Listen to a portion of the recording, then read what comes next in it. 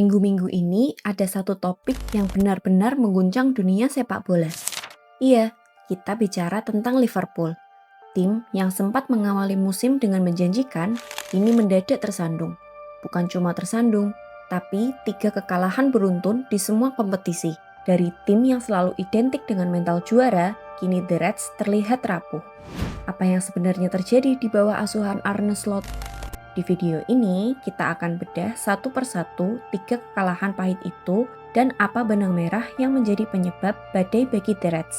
Siapkan kopi Anda, mari kita bedah satu persatu.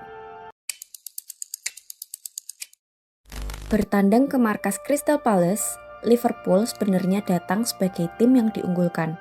Data statistik bahkan menunjukkan Liverpool lebih dominan dalam penguasaan bola dan menciptakan banyak peluang. Liverpool secara masif mendominasi penguasaan bola hingga 71,9%, sementara Palace hanya menguasai 28,1%. Namun yang terekam di papan skor adalah kekalahan dengan skor 2-1. Kekalahan Liverpool dapat ditelusuri kembali ke 45 menit pertama, di mana tim tampak kacau dan terputus-putus secara struktural. Hal ini diakui secara terbuka oleh Arne Slot yang mengatakan bahwa babak pertama timnya sangat sulit dan terputus-putus.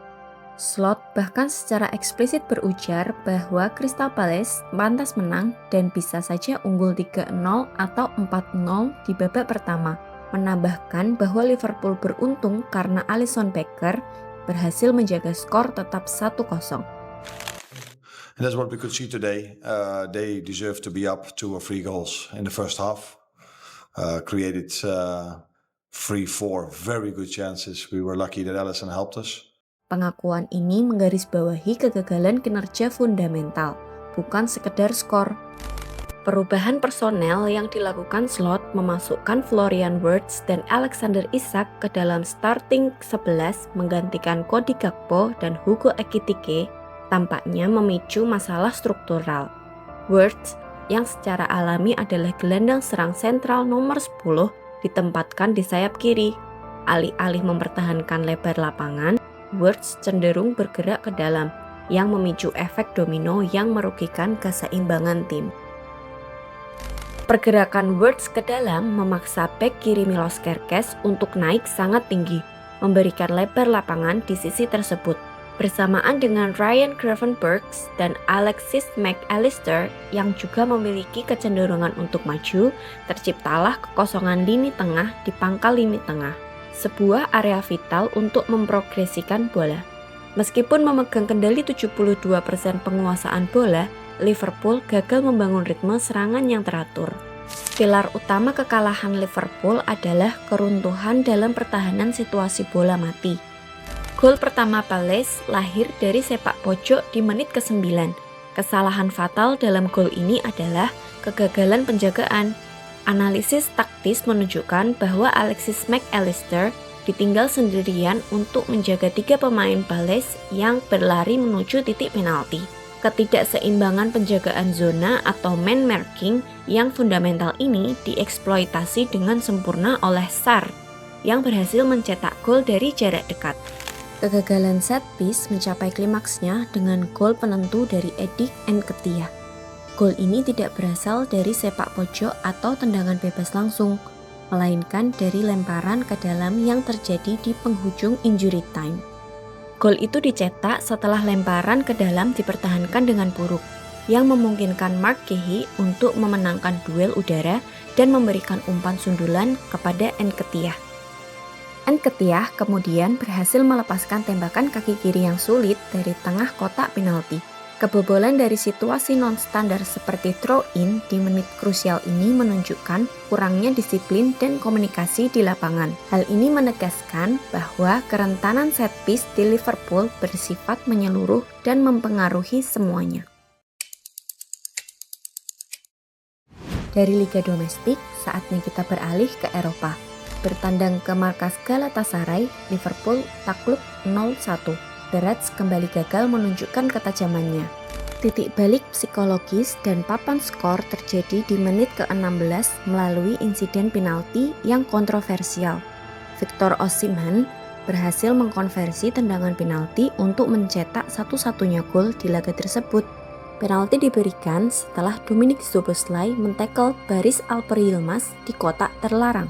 Gol cepat ini di lingkungan yang memanas secara fatal mengubah dinamika pertandingan, memaksa Liverpool untuk mengejar skor.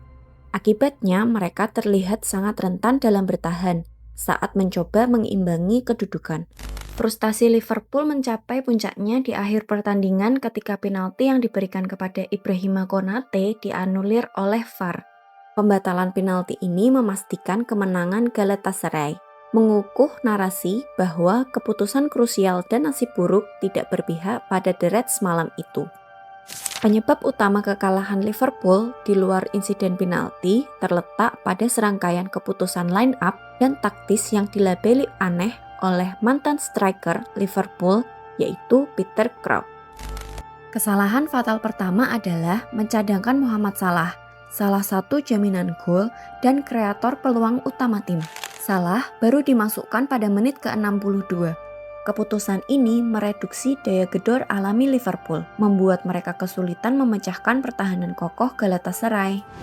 Kesalahan kedua adalah menempatkan Jeremy Frimpong yang posisi konvensionalnya adalah bek kanan. Memainkan pemain non-spesialis di lini depan mengurangi ancaman penetrasi dan kemampuan Frimpong untuk memberikan umpan silang yang berkualitas.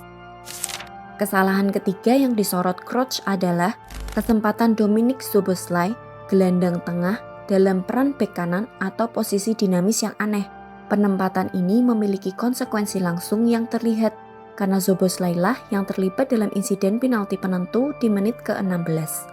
Selain itu, performa Florian Wirtz, pemain yang diboyong dengan harga mahal, juga kembali mengecewakan. Malam itu, di Stamford Bridge 4 Oktober 2025 bukan sekedar kekalahan biasa bagi Liverpool. Ini adalah pukulan telak dan pengumuman resmi bahwa era Arne Slot sedang mengalami badai terbesarnya. Liverpool kalah 1-2 dari Chelsea, sang juara bertahan tersandung di hadapan rivalnya. Kekalahan ini sangat dramatis, tragis, dan sangat un-Liverpool. Mengingat reputasi mereka dalam memenangkan pertandingan di menit-menit terakhir, justru kali ini seorang remaja berusia 18 tahun, Esteva Willian, menjebol gawang di menit ke-95 memastikan kemenangan bagi Chelsea. Kekalahan menyakitkan ini adalah kekalahan ketiga beruntun Liverpool di semua kompetisi, mengakhiri pekan yang mengerikan. Imbasnya fatal, Liverpool terlempar dari puncak klasemen Liga Premier disalip oleh Arsenal yang mengklaim posisi nomor 1. Liverpool memasuki pertandingan krusial di London dengan kelemahan struktural yang signifikan. Ketiadaan Alisson Becker akibat cedera memaksa pelatih Arne Slot memberikan debut Premier League bagi kiper Georgia, Georgie Mamardashvili. Meskipun merupakan shot stopper berbakat yang didatangkan dari Valencia, tidak dapat menggantikan peran Alisson sebagai komandan lini belakang yang teruji, menciptakan kerentangan sistemik di jantung pertahanan Liverpool. Hanya 14 menit berjalan, kelemahan struktural yang rapuh itu terungkap. Moises Caicedo melepaskan tembakan roket dari jarak sekitar 20 yard, membuat Mamardashvili tidak berdaya pada debutnya. Gol ini bukan sekedar gol spektakuler, tetapi bukti kegagalan kolektif Liverpool dalam aspek taktis yang fundamental. Analis mencatat bahwa setelah Malo Gusto memberikan umpan balik, Caicedo diberikan waktu dan ruang yang tak wajar, hingga 3 sentuhan untuk mengukur tembakannya tanpa gangguan yang berarti. Dalam filosofi high pressing, memberikan pemain lawan melepaskan tembakan tak terhalang dari zona krusial di luar kotak penalti adalah kejahatan taktis. Lini tengah dan pemain terdekat khususnya Ryan Gravenberch dan Dominik Szoboszlai gagal melakukan closing down yang vital. Hanya 19 detik memasuki babak kedua, Florian Wirtz langsung menyajikan peluang emas kepada Mohamed Salah. Namun, sang bintang Mesir yang dikritik karena struggle for form dan terlihat off form pada malam itu justru menembak melebar dari jarak yang ideal. Gagal mengkonversi peluang emas di awal babak kedua secara psikologis mematikan semangat kebangkitan yang baru saja dibangun Arne Slot di ruang ganti. Liverpool memang sempat menyamakan kedudukan di menit ke-63 melalui Cody Gakpo setelah menerima umpan matang dari Alexander Isak.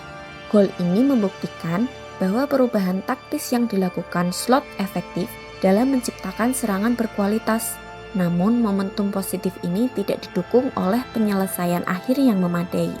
Klimaks pertandingan tiba pada menit ke-95. Gol Estevao Willian bukan tercipta dari keajaiban individu semata, tetapi dari serangkaian kesalahan elementer pertahanan Liverpool yang diperburuk oleh kelelahan mental. Rencana Maresca berhasil menarik pertahanan Liverpool di dalam, fokus pada area sentral. Puncaknya, Marc Cucurella yang naik di sisi kiri, menyusup dan melepaskan umpan silang datar melintasi kotak 6 yard. Saat umpan ini meluncur, perhatian bek sentral dan bek sayap Liverpool terfokus pada potensi ancaman di tengah atau tiang dekat. Pemain Brasil berusia 18 tahun itu berhasil menyelinap dan mendahului Andy Robertson untuk menyerangkan bola di menit-menit krusial. Kegagalan melacak pergerakan pemain di menit akhir pertandingan berintensitas tinggi bukanlah sekedar kesalahan posisi, tetapi indikasi kuat dan kelelahan mental dan kurangnya konsentrasi. Setelah mengalami 2 kekalahan beruntun, Liverpool tidak memiliki ketahanan psikologis yang dibutuhkan untuk menutup pertandingan, dan mereka menyerah pada tekanan yang kini menjadi ciri khas kekalahan mereka. Jadi football lovers, 3 kekalahan ini adalah hasil dari kombinasi rapuhnya mental di menit krusial, tumpulnya lini serang, dan masalah keseimbangan di lini tengah saat transisi. Ini bukan akhir dunia, tapi ini adalah pukulan keras yang harus segera diatasi oleh Arne Slot dan staf pelatihnya. Pertanyaan besarnya adalah, siapa pemain yang paling bertanggung jawab atas penurunan performa ini? Dan apakah solusi taktis yang harus segera diterapkan Slot? Tulis opini kalian di kolom komentar di bawah. Kita akan bahas lagi di video berikutnya. Jangan lupa like video ini, subscribe ke channel kita, dan nyalakan notifikasi agar tidak ketinggalan update berita bola terbaru. Sampai jumpa di video berikutnya.